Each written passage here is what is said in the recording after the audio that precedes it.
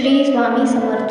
बडोद्याचे श्रीमंत मल्हारराव गायकवाड यांनी स्वामींना आपल्या राज्यात आणण्याचे ठरवले आणि एके दिवशी दरबारात त्यांनी हा विचार सर्वांसमोर मांडला आणि जो कोणी श्री स्वामी समर्थांना बडोद्यास घेऊन येईल त्यास आम्ही मोठी जहागीर देऊ असे सांगितले.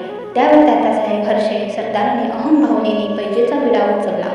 भरपूर द्रव्य घेऊन मोठ्या लवाजम्यानिशी ते अक्कलकोट येथे आले. प्रत्येक अक्कलकोटवासी हा स्वामींनी झालेला बघून त्यांनी धूर्त योजना आखली. ज्यात पद, प्रतिष्ठा, पैसा यांचा उपयोग करण्याचे ठरविले.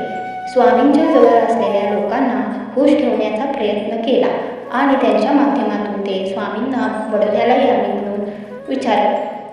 पण स्वामी महाराज त्यांना सहस्त्र भोजन घाल व गोरगरिबांना दान कर असे बोलून वेळ मारून नेत. 4 महिने झाले तात्यासाहेबांच्या प्रयत्नास काही यश येत नव्हते. शेवटी चोळप्पा हे स्वामींच्या अधिक जवळचे आहेत. स्वामी महाराज त्यांचे नक्कीच ऐकतील या हेतूने त्यांनी चोळप्पांना जवळ घेतले आणि त्यांना आश्वासन दिले की तुम्ही स्वामींना बडोद्यास घेऊन आलात तर मल्हारराव राजे साहेबांकडून तुम्हाला 10,000ची जहागिरी मिळवून देईल. चोळप्पांनी होकार दिला आणि एके दिवशी स्वामी महाराज आनंदात बसलेले ही संधी बघून स्वामींना बोलले, स्वामी आपण बडोद्याला चलावे. आपण बडोद्याला आलात तर मल्हारराव राजे मला 10,000ची जहागिरी देतील.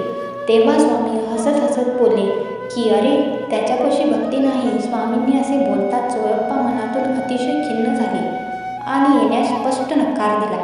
तर मंडळी, या कथेचा बोध हाच की भक्ती म्हणजे दिखावा नाही तर आंतरिक बेशर्त प्रेमाची भावना आहे आणि अनन्य भक्तीनेच स्वामी महाराजांची प्राप्ती होऊ शकते.